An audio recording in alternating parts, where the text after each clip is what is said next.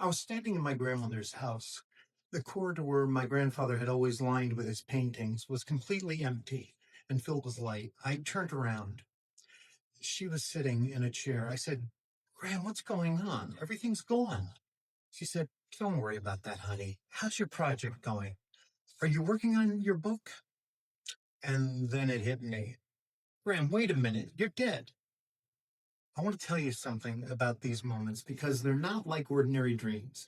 Every detail is clear. You know when you wake up that something real just happened. I know when it's her. I always have. She needed me to finish my book. She was telling me that things were changing and she needed to make sure I got it done. I didn't make the connection with the sale of the house until it actually happened. And I didn't fully understand the second part of that message until a few months later. But I remember something she used to say when something important was coming. She'd say, pay attention, honey. So I did. About 8 months ago, a close friend of my grandmother's, Sandy, reached out to me. 25 years ago, she'd been dealing with something paranormal in her home. And my grandmother, being exactly who she was, had sent her something to help. A cassette recording my grandfather had made, his voice given clear instructions, his prayers for protection, and angelic music. It was designed to help people who were dealing with something frightening in their homes. Sandy used it and it helped her. She held on to that cassette for years as one of her most treasured possessions, a piece of her friend. What neither of them knew was that my grandfather had only made one copy before he suffered his heart attack and was incapacitated for the rest of his life. When Sandy decided it was time for that recording to come home to the family, she reached out to me. The night she made that decision, she and her husband went to sleep. Their son, a man in his 40s visiting for the weekend, got up in the middle of the night to use the bathroom.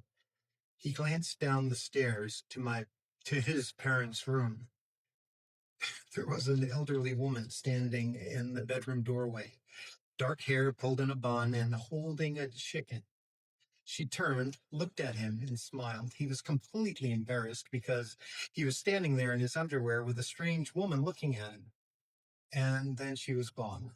He had no idea who she was, but he told his mom about it the next morning, and Sandy, of course, knew immediately. My grandmother loved her chickens so much they lived inside the house with her. Sandy's son had never heard of Lorraine Warren. He had no framework for what he had just seen. He simply described what was in front of him, and what he described was her. She came back to make sure that recording found its way home, just like she had come to me in that dream and told me to finish the book. You may already have heard that part of the story. What you don't know yet is where it led.